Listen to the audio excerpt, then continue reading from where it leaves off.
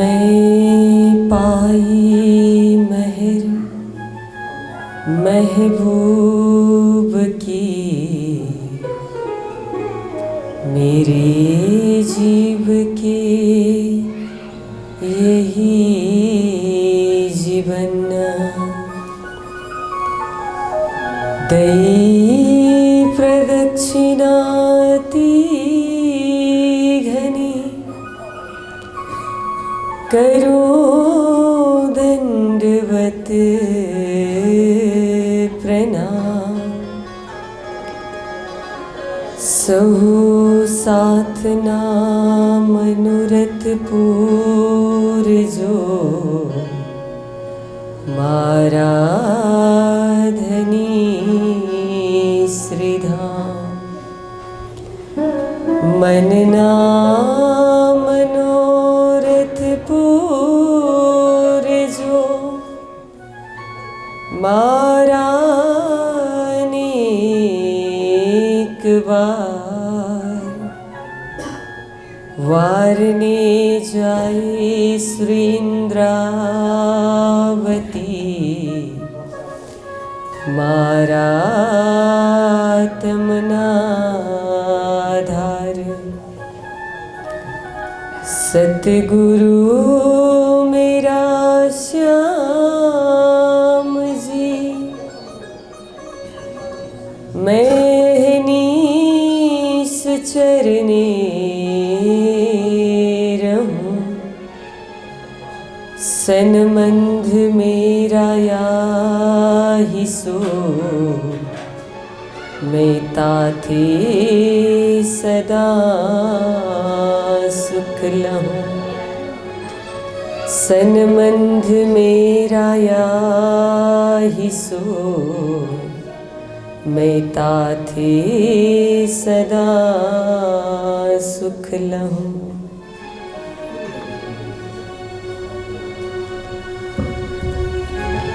पूर्ण ब्रह्म परमात्मा अनादि अक्षराति धामधनी श्री कृष्ण पूर्ण ब्रह्म परमात्मा को असीम अनुकंपा मेहर कृपा द्वारा श्री कृष्ण प्रणामी मंदिर गौरीटार को सुंदर आयोजन में आयोजित सप्ताह व्यापी श्रीमतार्थम सागर ब्रह्मवाणी को दिव्य ज्ञानिक कार्यक्रम में आफ्नो गरिमामय उपस्थितिले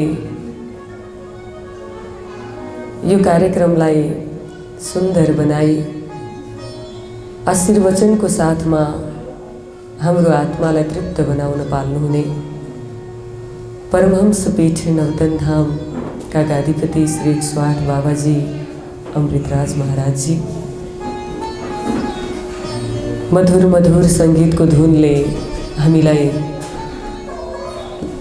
आनंदित बनाउनुहुने संगीतज्ञज्यूहरू सुजन जी, सूरज जी, समिति परिवार श्री राजी महाराज का प्यारा प्यारा सुंदर साथ जी, हजुरहरु को पावन चरण कमल में सर्वप्रथम त म सप्रेम प्रणाम गर्दछु। प्रणाम। सप्ताह ज्ञान यज्ञ को हामी आज दोस्रो दिवस में उपस्थित भएका छौं। अथाह प्रेम आनंद ले भरिपूर्ण भएको सुंदर तारतम सागर ब्रह्मवाणीबाट हजुर हामी हिजोदेखि नै ब्रह्मवाणी को रसपान गरिरहेका छौं। माया भ्रम हो, माया मृगलाई मरुभूमि में पानी देखिएको जस्तो हो। पानी हुँदैन तर प्यासले तडपिएको मृग पानी छ भनेर प्यास मिटाउन दौडिन्छ, भाग्छ, कुद्छ। पानी पाउँदैन हो त्यस्तै यो माया भनेको त्यस्तै। केही पाइन्छ जस्तो लाग्छ, केही छ जस्तो लाग्छ, थोरै थोरै सुख मिले जस्तो लाग्छ, सुख चाहिँ कहीँ पनि छैन, मिलेको पनि होइन। एकछिन मन प्रसन्न भएको फेरि भोलि जस्ताको जस्तै। यदि त्यसले निरन्तरता दिन्थ्यो भने हिजो हाँसेको मान्छे आज फेरि किन रुन्छ, अनि आज रोइरहेको मान्छे फेरि भोलि किन हाँस्छ? देखिन्छ केही भएको जस्तो, अलिकति केही खुसी छ जस्तो, तर कहीँबाट पनि मिल्दैन। आफै भित्र छन् कृष्ण, खोज आफूलाई, खोजी हिँड्दछौ तिमी कहाँ कहाँ धाई, कहाँ कहाँ धाई। आफै भित्र त्यो आनन्द थियो, आफै भित्र खुसी थियो। भ्रमवश हाम्रो यात्रा बाहिरको खोजमा निक्ल्यो। छोराछोरीबाट खुसी मिल्छ कि भनेको त्यहाँबाट पनि मिल्यो। मिलेको भए अन्तमा किन आमाहरू रुँदै हिँड्नुहुन्छ, बाबाहरू किन रुँदै हिँड्नुहुन्छ? छोराछोरीबाट खुसी मिल्थ्यो भने वृद्ध मातापिताहरू, छोराको करोडौँको सम्पत्ति छ, घर छ, तर पनि किन रुनुहुन्छ? यदि त्यहाँबाट खुसी मिलेको भए अन्तिममा मेरो ठाउँ छैन किन भन्नुहुन्छ? सबै कुरा छ तर पनि त्यो घरमा बस्नु मन लाग्दैन किन? बहाना बनाउनुहुन्छ, छोराले पालेन भन्न पनि सक्नुहुन्न। म काठमाडौँमा बस्न सक्दिनँ, सहर बजारमा बस्न सक्दिनँ भन्नुहुन्छ। छोरासँग बस्न पाए त्यो आमा भोगै पनि बस्नुहुन्छ, मलाई थाहा छ। छोरासँग बस्न पाए भने ती बाबा भोकै पनि दिन बिताउन सक्छन्, मलाई थाहा छ, वृद्ध अवस्थामा पनि। तर पनि किन बाध्य छन्? हामीलाई गाउँघरै मनपर्छ किन भन्छ? त्यहाँ कति पीडा छ हेर्नु। हामीलाई गाउँघर नै मनपर्छ, सहर बजार मन पर्दैन। मेरो छोराले पालेन त भन्नु भएन। अन्तिममा निष्कर्ष त दुःखै निक्ल्यो। यदि खुसी मिलेको भए हुन्थ्यो भने किन नहाँसेको त हजुर? हामी त्यति बच्चाले दिने खुसीको लागि जीवनभर दौडिरहेको। हामी हाँस्नुपर्ने, खुसी हुनुपर्ने छैन। हाम्रो आँखामा आँसु छ, हाम्रो मुस्कान हरिदिएका छन् तिनीहरूले, बच्चामा पनि खुसी छैन। यदि पत्नीमा खुसी मिल्थ्यो भने, पत्नीबाट खुसी हुन्थ्यो भने त्यो पुरुष, त्यसले अर्को फेरि कहाँ किन व्यवस्था गर्छ? यदि त्यो पत्नीबाट त्यसलाई खुसी मिलेको भए, त्यो पनि त क्षणिक रहेछ। मन भरिन्छ अनि पुरुष फेरि अर्को बाटो लाग्न थाल्छ। पतिबाट मन भरिएको भए ती महिला, तिनी अर्को विकल्प किन खोज्न थाल्छ? त्यहाँ पनि त खुसी छ। बाध्यताले घर चलाइरहेको छिन्, छोडेर जाउँ भने कहाँ जानु? भित्र मन त मिलिरहेको छैन, 2-4 वर्ष मात्र, त्यहाँ पनि खुसी छैन। सम्पत्तिबाट खुसी मिल्छ भनेको सम्पत्तिबाट पनि खुसी मिलेन। पैसा पहिलाको भन्दा कति छ, कति अहिले हजुर हामीसँग। एउटा टुक्रा जग्गा बेचिदिनु भयो भने यहाँ हेटौडामा, गौरीटारमा, अब बजारको त कुरै नगर, 1 कट्ठा जग्गा बेच्नुभयो भने राम्रो घर बन्छ, गाडी चढेर हिँड्न सक्नुहुन्छ। पैसा अथाह छ, तर प्रसन्नता खोइ त, उत्साह खोइ। पहिला पैसा नहुँदा यो गौरीटार मन्दिरमा हाम्रो आउने तरिका, अहिले हामीसँग पैसा छ, आउँदा गाह्रो हुन्छ भनेर गाडीमै आउँदा पनि मिल्ने पैसा छ हामीसँग। अहिले मन्दिरमा आउने उत्साह खोइ त, मन्दिरमा आएको खोइ त, मिल्यो त खुसी? त्यसबाट पनि कति चिज गर्यो, केहीबाट पनि खुसी मिलेन। खुसी त सत्सङ्गमा थियो, परमात्माको भजनमा थियो, श्रीराजीको चिन्तनमा थियो। कहीँबाट नमिलेको शान्ति 1 घन्टा घर छोडेर आएर सत्सङ्गमा बस्नुभयो भने भित्रबाट शीतल। यो शीतलताको अनुभव हजुरले घरमा बसेर कहिले पाउनु? मतलब कहाँ रहेछ खुसी? कहाँ रहेछ? त्यति धेरै मेहनत गरेर जीवनभरिको यो शरीरलाई खटाएर खटाएर अहिले रङ रूप केही छैन हजुर हाम्रो, होइन? यहाँबाट खुसी पाइएला भनेर गर्दा गर्दा गर्दा गरेको।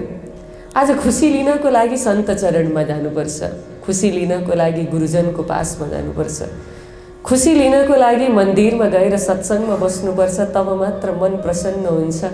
श्रीराजजीको सुन्दर सुन्दर लीला सुन्दा मात्रै हामी मुस्कुराउँछौँ अनि श्रीराजजीको गुणगान सुन्दा मात्रै हाम्रो आँखाबाट आँसु आउँछ, भित्रबाट प्रसन्नताको अनुभूति हुन्छ। हेर्नु त, त्यहाँबाट पाइन्छ भनेर यसलाई फिक्का बनाइदिएको। यताको अध्यात्मलाई, धर्मलाई, सत्सङ्गलाई, मन्दिरलाई, सन्त चरणलाई, गुरुजनको सानिध्यतालाई छोडेर यता लागेको। आखिर केही आपत्ति पर्दा, अप्ठ्यारो पर्दा त्यहीँ आएर रुनु पर्दो रहेछ। भनेपछि खुसी त यहाँ रहेछ। हाम्रो भित्र आत्मामै खुसी थियो, त्यो मृगको नाभिमै सुगन्ध थियो। थाहा नपाएर त्यो मरुभूमिसम्म दौडेर पुग्यो। कति खोज गर्यो त्यसले, आत्तिएर हिँड्यो। हाम्रो पनि यात्रा त्यस्तै भइरहेको छ। के नपाइन्छ भनेर यात्रा गर्दा गर्दै आज हाम्रो गतिपति केही छैन। कहीँबाट पनि खुसी मिल्यो। खुसी त हामी भित्रै हाम्रो आत्मामा छ। आनन्द हाम्रो आत्माको स्वरूप हो। त्यही भएर आत्माले खोजेको हो आनन्द चाहिँ। तर त्यो आनन्दको खोजलाई हामीले नजानेर शरीरको सुखतिर लाग्यो। त्यसैले आज धोखा सिवाय अरू केही पनि मिल्दैन, मिलेको पनि छैन कसैले। जहाँ हेऱ्यो त्यहीँ धोखा सिवाय अरू केही पनि पाउनु भएको छैन हजुरहरूले। मैले पनि केही पनि पाएको छैन।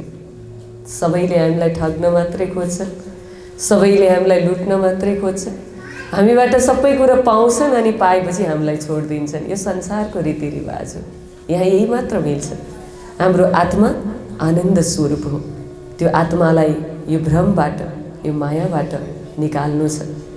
यताको धेरै चर्चा नगर्ने। यो माया अब यस्तै नै हो। यसको कति चिन्तन गर्नु, रात दिन यही मायामै बास छ हजुर हाम्रो। खानु यही छ, पिउनु यही छ, सुत्नु यही छ, दिन रात यसैमा त घुमिरहेको छु। अब यसलाई छोड्दै राखेर यो शरीरबाट हाम्रो आत्मालाई अब निकाल्ने, आजको प्रसङ्गबाट अगाडि बढाउने, हामी आत्मा स्वरूपमा बनेर सत्सङ्गको वाणी चर्चाको आनन्द लिने। एकछिनको लागि घर बिर्सिदिनुहोस्। के पोस्टको हुनुहुन्छ, आफ्नो पद पनि बिर्सिनु। हामी सबैको एउटा एउटा पद छ नि। कोही आमाको पदमा बस्नुभएको छ, कोही बुवाको पदमा, कोही छोराको पदमा हुनुहुन्छ, कोही छोरीको पदमा, कोही बुहारीको पदमा बस्नुभएको छ, कोही पतिको रोल भूमिका निभाइरहनु भएको छ, कसैले पत्नीको भूमिका निभाइरहनु। नाटक त हो, होइन? एकदम राम्रो छ नाटक पुरै। यो ब्रह्मवाणीको चर्चा एकदम गहिरो हुन्छ। हजुरहरू जुन चिजमा सिरियस भइरहनु भएको छ, जुन चिज बिना बाँच्नै सक्नुहुन्न, तारतम सागर ब्रह्मवाणीले त्यसलाई मिथ्या भनिदिन्छ। त्यहाँबाट ब्रह्मवाणीको सुरुवात हो। त्यो मिथ्या, त्यो भ्रम। हामीलाई जुन चिज चाहिन्छ, यो संसार, यहाँको खुसी, यहाँको परिवार, यी सबै चिज, यसलाई ब्रह्मवाणीले मिथ्या भनेको छ। यो नाटक भनिदियो। अनि नाटकमा किन धेरै सिरियस हुनु त त्यसो भए, होइन? नाटक हो भने एउटा खेल हो भने, यो एउटा भ्रम हो भने यसमा धेरै चिन्ता गर्नु किन त?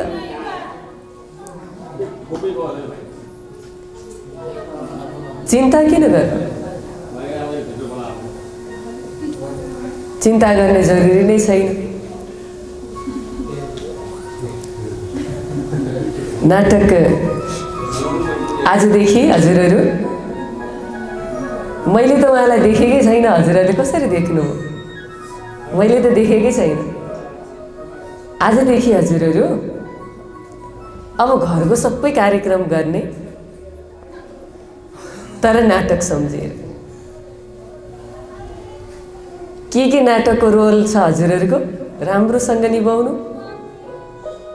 नाटक कहिलेसम्म हुन्छ थाहा छ? नाटकमा कलाकारहरू कहिलेसम्म मञ्चमा बस्छ? नाटक नसकिउन्जेलसम्म। नाटक सकिएपछि त्यो कलाकारको अर्कै परिचय हुन्छ। विवेकानन्दजी एकपल्ट घुम्दै घुम्दै कलकत्ता पुग्नुभएछ। त्यहाँ हल्लाखल्ला भयो। निकै धेरै विदेशमा गएर अध्यात्मको चर्चा गरेर विश्व प्रसिद्ध बन्नुभएको विवेकानन्दजी रामकृष्ण परमहंसको शिष्य। उहाँको शब्द ठिकै छ छोड। उहाँको गहिराई, जुन चिजलाई पनि गहिराईमा निहार्ने उहाँको त्यो प्रस्तुति, उहाँको नाम सबैतिर चलिरहेको थियो। उहाँ कलकत्ता पुग्नुभयो। हल्लाखल्ला भयो, विवेकानन्दजी आउनुभएको छ, विवेकानन्दजी आउनुभएको छ भनेर। त्यहाँ एउटा नाटक एउटा तयार गरेर राखिरहेको रहेछ। अब नाटक त पहिलोपल्ट यसो सो त गर्नु पर्यो। दर्शकहरूले मन परायो भने यो नाटक चल्छ, मन पराएनन् भने चल्दैन। यो नाटकले कस्तो मार्केट लिन्छ होला, यो चल्छ कि चल्दैन? जसले बनाए उसलाई त त्यसबाट केही आर्थिक उपार्जन पनि गर्नु होला।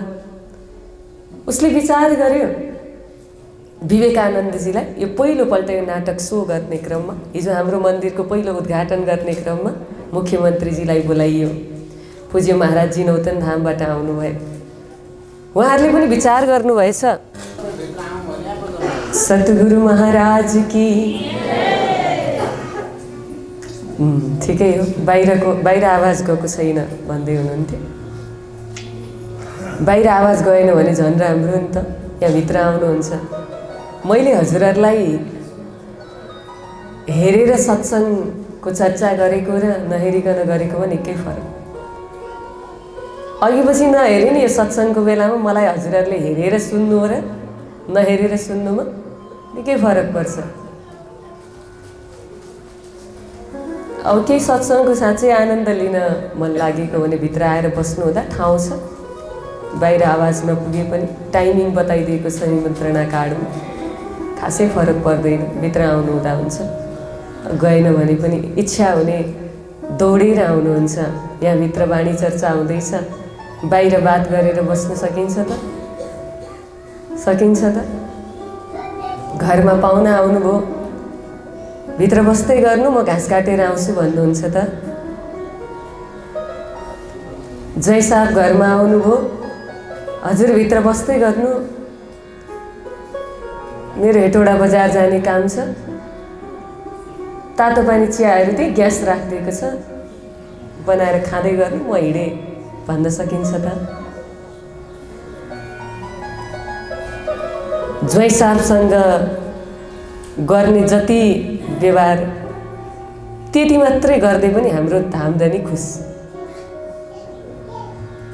त्यति मात्रै डर राखिदिए पनि, त्यति मर्यादा, त्यति भाव राखिदिए पनि यस्तो मालिक पाएको छौँ हजुर हामीले। गाली गर्दा त हामीलाई मेहेर गर्नुहुन्छ, हामीलाई प्रेम गर्नुहुन्छ। त्यति मर्यादा राखिदियौँ भने त मेरो धनीको चर्चा, मेरो आत्माको चिन्तन भइरहेको छ। म कसरी ध्यान लगाउन सक्छु? यो भावले आकर्षित हुने चिज। यहाँ हामीले बार बार हजुरहरूलाई अनुशासित हुनुहोस् भन्ने चिजै होइन। यो प्रेमी बन्यो भने नि यस्तो हुन्छ, केही देखिँदैन उभाए। संसारको मायामा मोहित हुनेहरू, पुरुषमा मोहित भएको स्त्रीले पुरुष सिवाय अरू केही पनि देख्दैन, अनि स्त्रीमा मोहित भएको पुरुषले त्यो स्त्री सिवाय अरू केही पनि देख्दैन। यो मायाको लक्षण हो। हाम्रो धामधनीसँग हामीले प्रेम गरेका छौँ। लक्षण त्यस्तै हुन्छ, तर स्वार्थ हुन्छ मायामा। लक्षण प्रेम र मोहको उस्तै हो। फरक के? आकर्षण पनि त्यस्तै हो, उबाए केही पनि नदेख्नु। एउटा स्त्रीलाई प्राप्त गर्यो भने पुरुषले पायो भने, अब म तिम्रो हुन्छु भनेर एउटा स्त्रीले भनिदियो भने त्यो पुरुषले आफ्नो घरको सर्वस्व त्यागेर उसलाई लिएर मातापिता छोडेर भुलेर उसले भनी भने ऊ गाउँै छोडिदिन्छ, देशै छोडिदिन्छ। हेर्दा त्यस्तै देखिन्छ, तर फरक त्यति पागल भएर स्त्रीको लागि घर गाउँ छोडेको त्यो पुरुष, आफ्नो माइती घर सर्वस्व छोडेकी ती स्त्री, यिनीहरूको सम्बन्ध कतिसम्म टिक्छ त्यो चाहिँ फरक छ। अहिलेको लगाव यिनीहरूको अब प्राप्तिपछि हुँदैन। मायामा कुनै चिज प्राप्त भयो, अब मोह घट्दै जान्छ, आकर्षण घट्दै जान्छ। प्रेम यस्तो चिज हो, परमात्मा यस्तो हुनु हो, प्राप्तिपछि झन लगाव बढ्दै जान्छ। कृष्ण प्रणामी धर्ममा दीक्षित भएको वर्षौं हो, प्रेम घट्यो। सम्झनुहोस् हामीले धामधनीसँग प्रेम गरेकै छौँ। जति जति पुरानो भयो त्यति त्यति परमात्मा प्रति प्रेम, श्रद्धा, विश्वास, भाव बढ्दै गयो। मन्दिर प्रति लगाव बढ्दै गयो, साधु सन्त गुरुजन प्रति श्रद्धा बढ्दै गयो। सम्झिनुहोस् हामीले असलमा धर्म प्रति प्रेम गरेको रहेछ। मोहमा स्वार्थ हुन्छ, नपाउन्जेलसम्म धेरै लगाव हुन्छ। प्राप्तिपछि एक आपसमा त्यो आकर्षण विकर्षणमा परिवर्तन हुन्छ, यो मोह। अनि यता परमात्मातर्फको प्रेम प्राप्तिपछि झन बढ्दै जान्छ। त्यो प्रेमको चर्चा ब्रह्मवाणीद्वारा भइरहेको छ। जसलाई प्रेम परमात्मा प्रति हुन्छ उसलाई ध्यान दिएर सुन्नुहोस् भन्दै पर्दैन। उसको ध्यान म हजुरहरूलाई सुनि चाहिँ रहनुभयो भने, साथ दिइरहनु भयो सप्ताहभरि भने, म त्यस्ता त्यस्ता मिठा मिठा प्रसङ्गहरू जसले परमात्मासँग प्रेम गरेको छ ती प्रेमीहरूको चर्चा पनि म हजुरहरूलाई सुनाउँछु। कस्तो हुन्छ परमात्मासँग प्रेम गर्नेहरूको जीवनशैली, कस्तो हुन्छ। हामी परमात्मासँग प्रेम गर्यौँ भन्ने मात्रै, प्रेम असलीमा गर्नेहरू चाहिँ कस्ता। संसारको मायामा त लैला र मज्नु भए दुई जोडी, उनीहरूलाई मायाको यस्तो जोडीको रूपमा लिइन्छ, एक आपसमा मिलनको लागि उनीहरूले आफ्नो प्राणै त्यागे।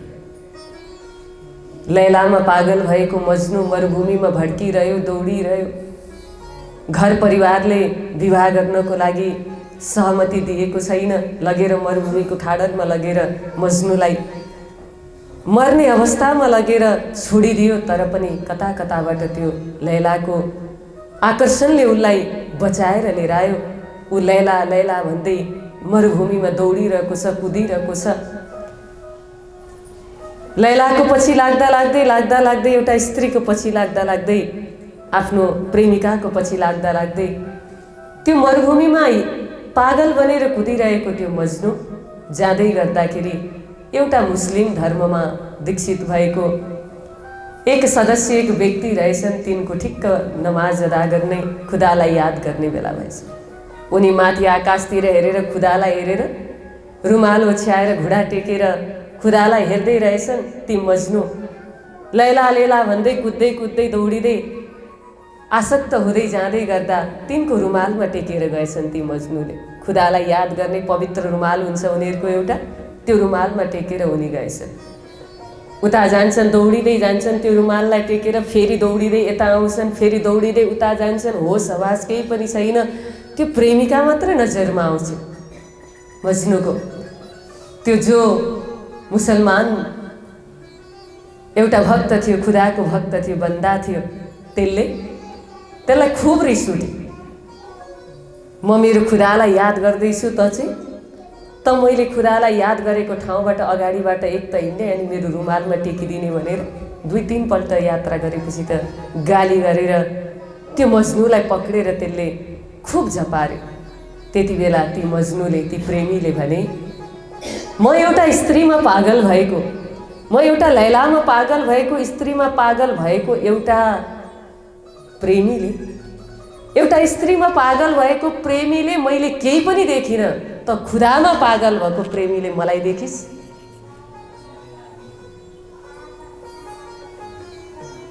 एउटा स्त्रीमा म पागल थिएँ, म लैलामा मेरो प्रेमिकामा म पागल थिएँ। मैले न तलाई देखेँ, न तेरो रुमाल देखेँ, न केही देखेँ। मेरो मेरो नजरमा उसको अनुहार मात्रै आइरहेको छ। एउटा संसारमा आसक्त हुने म, एउटा शरीरमा आसक्त हुने म, प्रेमिकामा आसक्त हुने मैले कसैलाई देखिनँ। त खुदामा पागल हुने तैँले मलाई देखिस्। के भक्ति गर्ने, के याद गरेको खुदा। प्रेमीहरूले केही पनि देख्दैन। प्रेमीहरूलाई अनुशासन सिकाउनु पनि पर्दैन, मर्यादाको कुरा बताउनु पनि पर्दैन। उनीहरूलाई परमात्मा सिवाय ल्याइराख्नु पर्दैन भन्न खोजेको। यस्तो गर्नु, परमात्माको भक्ति यस्तो गर्नु भनेर पनि सिकाउनु पर्दैन। परमात्मामा उसको ध्यान लाग्यो त लाग्यो, उसलाई कसैले फर्काउनै सक्दैन। त्यस्तो प्रेमीको चर्चा हो यो तारतम सागर ब्रह्मवाणी। त्यहाँ हजुरहरूलाई पुर्याउन खोज्दैछु। कुरा गर्दै थिएँ नाटकको कुरा गर्दै गर्दा कहिलेकाहीँ नाटकको मञ्चमा कलाकारहरूले खेल देखाउने क्रममा यस्तै कहिलेकाहीँ लाइट जान्छ, माथि त्यो आवाज बाहिर जाँदैन, साउन्ड सिस्टम बिग्रिन्छ, होइन? मञ्चमा त्यस्तो हुन्छ नि त। त्यस्तै भयो हाम्रो यहाँ पनि। विवेकानन्दजी आउनुभएको छ।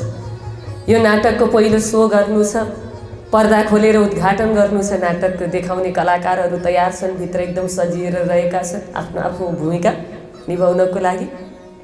अगाडि राम्रो प्रमुख अतिथिलाई राख्ने मञ्च पनि तयार गरिएको छ। विवेकानन्दजीले यो नाटकलाई हेरेर वाह भनिदिनु भयो भने अब यो नाटक राम्रो चल्छ भनेर डाइरेक्टरहरू सबै खुसी प्रसन्न छन्।